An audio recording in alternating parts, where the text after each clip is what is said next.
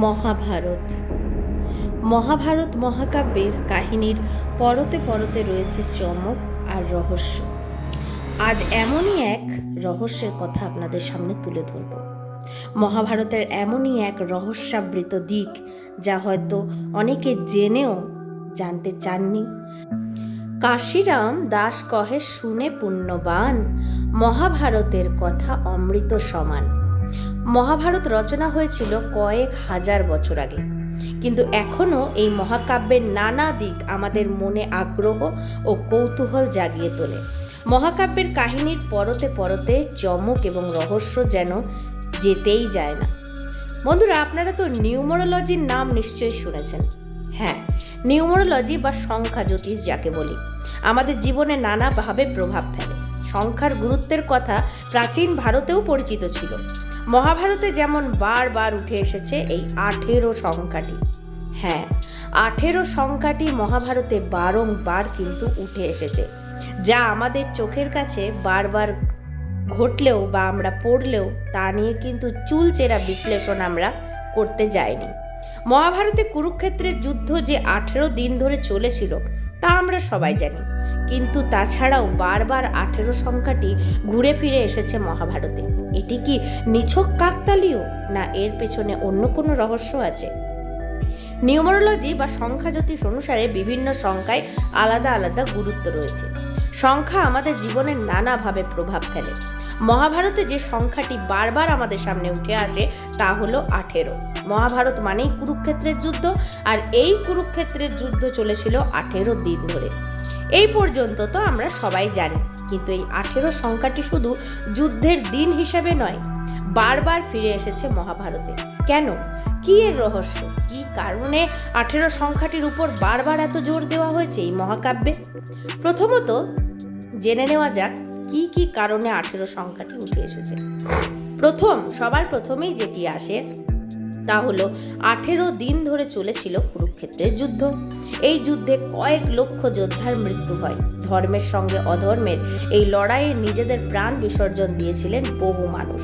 যুদ্ধ শুরুর আগে শ্রীকৃষ্ণ অর্জুনকে বলেছিলেন, এই যোদ্ধাদের দেখে নাও, এরা এই যুগের শ্রেষ্ঠ যোদ্ধা। যুদ্ধ থেমেছিল 18 দিন পর।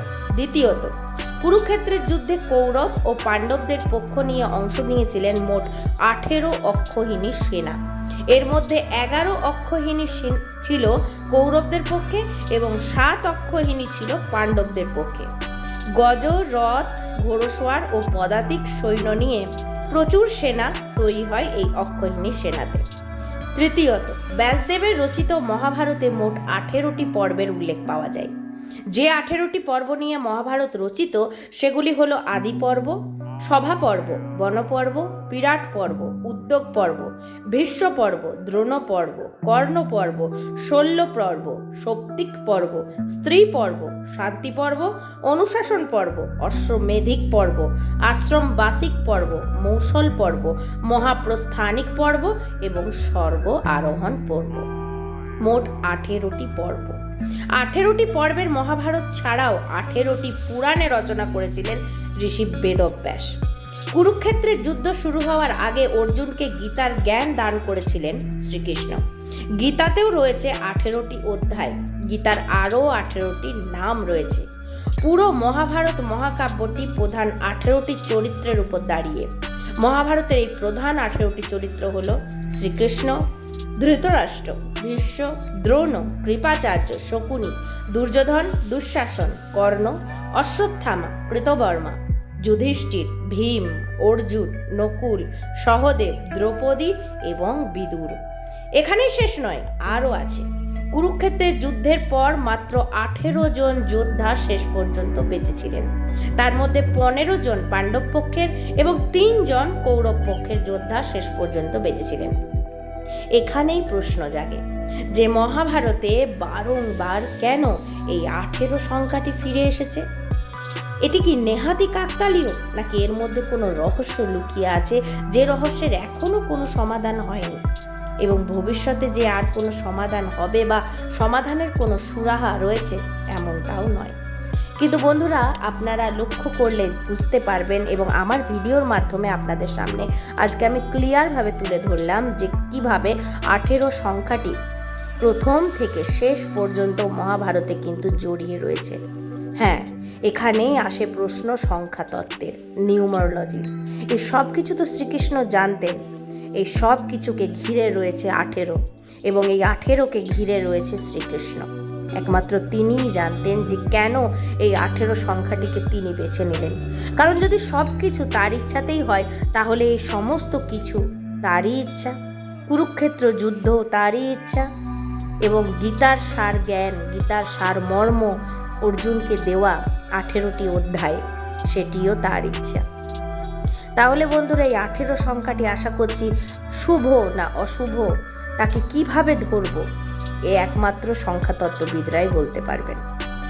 তো যাই হোক বন্ধুরা, আজকের ভিডিওর মাধ্যমে মহাভারতের আরও একটি নতুন ঘটনা বা আরও একটি নতুন রহস্য যা আপনাদের সামনে তুলে ধরতে পেরেছি আশা রাখছি। যদি ভিডিওটা ভালো লাগে তাহলে কি করবেন? লাইক করবেন, কমেন্ট করবেন এবং শেয়ার করে সকলকে জানার সুযোগ করে দেবেন। এবং বন্ধুরা, আমার গোপাল কথা চ্যানেলের প্রত্যেকটি ভিডিও যদি ভালো লেগে থাকে, গোপাল কথা চ্যানেলটিকে দয়া করে সাবস্ক্রাইব করে বেল আইকনটিকে প্রেস করে আমার এবং গোপালের পাশে থাকবেন। বন্ধুরা, আমি একদিন পর পর ভিডিও আনি, এবং যদি বেল আইকনটা প্রেস করে রাখেন তাহলে কোনো ভিডিওই আপনাদের মিস হবে না। এবং ইতিমধ্যে যারা মহাভারত সম্পর্কে কৌতূহল রাখেন, তারা আমার চ্যানেলে কিন্তু ঢুকে দেখে আসতে পারেন। মহাভারত সম্পর্কে অনেক রহস্য, অনেক ঘটনা আপনাদের সামনে ইতিমধ্যে আমি পরিবেশন করেছি, এবং আশা রাখছি ভবিষ্যৎ দিনেও পরিবেশন করব যদি আপনারা পাশে থাকেন। এবং আমাকে যদি ব্যক্তিগতভাবে জানতে বা চিনতে চান, তাহলে আমার ফেসবুক, ইনস্টাগ্রাম আইডি লিংক ইউটিউবে দেওয়া আছে। সেখানে ক্লিক করে খুব সহজে আমার ফেসবুক আইডি এবং ইনস্টাগ্রাম আইডিতে চলে আসতে পারেন। সকলে ভালো থাকবেন, সুস্থ থাকবেন। আবারও একদিন পর চলে আসবো নতুন কোনো তথ্য আপনাদের সামনে পরিবেশন করতে। ততদিন রাধে রাধে।